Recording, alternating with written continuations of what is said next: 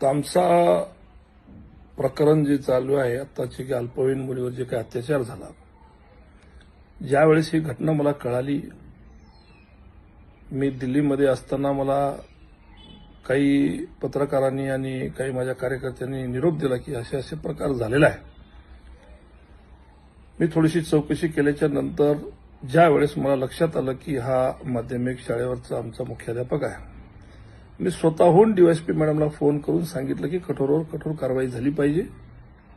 मी अशा कोणत्याही गोष्टीमध्ये कधीही कोणाला पाठीशी घालत नसतो.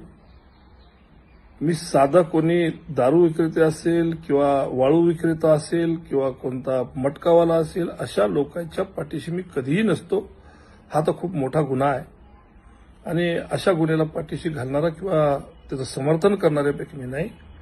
त्यामुळे मी तातडीनं या आमच्या मुख्याध्यापकाला मी तिथून निलंबित केलं. मागे 9 तारखेचं त्याचं निलंबन आहे आणि पुढील कारवाई करण्यासाठी मी स्वतःहून डीवायएसपी मॅडमला फोन करून सांगितलं की कठोरावर कठोर कारवाई झाली पाहिजे, सत्य समोर सगळ्यांच्या आलं पाहिजे आणि जर तसं काही त्यांनी केलेलं कृत्य असेल तर त्याला शिक्षाही झालीच पाहिजे. मी आपल्या माध्यमातून मी असं सांगू इच्छितो की मी त्या मुख्याध्यापकाला निलंबित केलेलं आहे.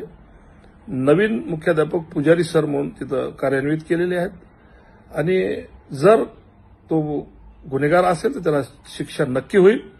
नागेश पाटील अशा गोष्टीच्या पाठीशी कधीही कोणी कुणालाही घालत नसतो. हे आपल्या ज्ञानसाठी म्हणून मी मुद्दामून हा क्लिप आपल्याला देत आहे, कारण मी सध्याला अधिवेशन चालू असल्यामुळं मी दिलेला आहे. इथून आल्याच्या नंतर ही पुढची प्रक्रिया मी सर्व आपल्याशी बोलेल, पण सध्याला तरी मी त्याला निलंबित केलेलं आहे आणि अजिबात अशा कुठल्याही गोष्टीमध्ये पाठीशी मी घालणारा माणूस नाहीये. थँक्यू.